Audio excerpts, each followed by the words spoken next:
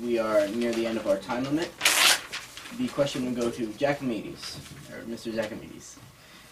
Hypothetically, you, as prosecutor, charge and see convicted someone who is later found innocent. What reparations do you consider appropriate, and what are your thoughts on such circumstances? Well, there is a procedure by which a person can seek damages if they're wrongfully convicted. There's called the court of claims. And so, but you have to show actual innocence. You know, it's not enough to say, well, I didn't get a fair trial, my conviction got reversed, and there was errors made by the prosecutors or the judge or the jury or whatever. You have to show actual innocence in order to get reparations. And there is a procedure in place. You can file an application with the Court of Claims. And the Court of Claims has a judge, and that judge will ultimately make the decision whether or not you are entitled to reparations or not. They're very few and far between. So you don't see very often, read about, you know, people getting reparations in wrongful convictions because they are so rare. But of course, different states have different rules, and that's where you see some of these large numbers thrown around. But Ohio has a procedure in place to deal with that in a fair and responsible way. Ultimately, it's up to a judge. There is representation by the Attorney General's office, and you know they work with the plaintiff's lawyers, which are usually personal injury type lawyers, and they make a determination as what the appropriate amount of money that should be paid. Now, you're looking at a guy that's prevented probably 300 or 400 wrongful convictions because I've won their jury trials. So I am very sensitive to wrongful convictions because people have come to me and said, hey, I'm innocent, you know, and I can't try my case myself. I hear you're pretty good, you know, you're my lawyer. Okay, very well. So, you know, when you talk about preventing wrongful convictions, nobody has prevented more wrongful convictions in Stark County than I have. Thank you. Mr.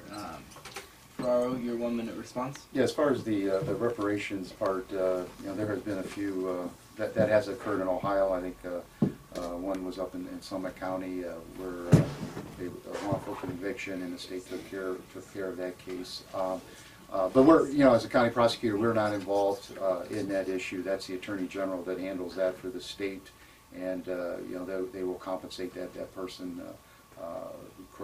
accordingly, and the judge will determine that.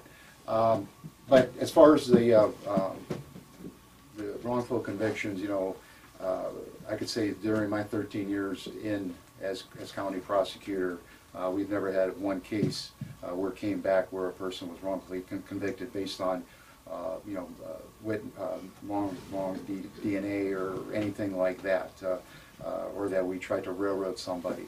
We're thorough. We're careful in what we do here in Stark County. I have an excellent staff that makes sure if you. 10 seconds. I have a staff that you know makes sure that you know all the facts and figures are there before we prosecute someone. Now you have 2 minutes for your answer to the question. Would you like the question to be reread? Yes, please. Hypothetically, you, as prosecutor, charge and see convicted someone who is later proven innocent. What reparations do you consider appropriate, and what are your thoughts on such circumstances? Again, you know, as I said, I never, fortunately, had to come to that situation because, you know, that would be something that would really disturb me as not as a prosecutor, but as a person. If we put a person in prison, I don't care if it's for a day or 2 or 10 years, if we do it wrongfully, that's something that I don't know if I could live with that. I think it's something, again, we're here in Stark County, we make sure that we thoroughly look at the case, we take our time. Some people want to rush cases through the system like a factory. We don't do that here. We want to make sure not only that we're going to get a conviction, but we want to make sure we're going to indict, if we indict a person, that it's proper, because if it's subsequently dismissed, that person still has a stigma of being indicted with a felony, and it's hard to explain that to the public that you know, hey, it was dismissed. So we make sure on not only on the convictions but on the indictments.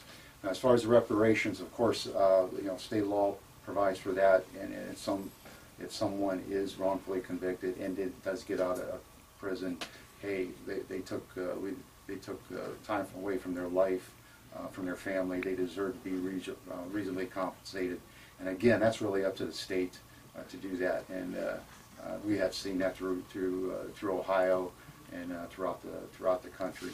And again, but I think the important part is you make sure that nobody, as a prosecutor, nobody is wrongfully convicted. And I get cases all the time where cops call me, victims' families call me, hey, what are you doing with this case? What are you doing with this case? Sometimes you just don't have enough evidence yet to do something, and you wait. You wait till you feel that you're confident you can convict that person, that that person's guilty, and that's our goal in our office. Mr. Jakmides, your 1 minute response. Would you repeat the question, please? Sure. Hypothetically, you as prosecutor charge and see convicted someone who is later proven innocent. What reparations do you consider appropriate, and what are your thoughts on such circumstances? Well, of course, it isn't going to ever be the county prosecutor's job to determine what reparations are appropriate. Frankly, the county prosecutor simply does not have a role to play in that, because that's done through the court of claims, through an application process. And like I said before, it's actual innocence that you have to show. I mean, not only do you have to show that your conviction was reversed and here you are, you have to show you were innocent of the charge, and that is a very, very, very difficult task for the plaintiff's lawyers to do. Obviously, no prosecutor ever wants to be responsible for wrongfully convicting a person. But, you know, we have to have faith that the police officers are going to do a thorough job, that they're going to gather the evidence, and we have had a development now with eyewitness identification that a person simply can't simply be convicted solely on one eyewitness identification. There are some safeguards been placed in that now that frankly should help from people getting wrongfully convicted based on eyewitness identification. Thank you.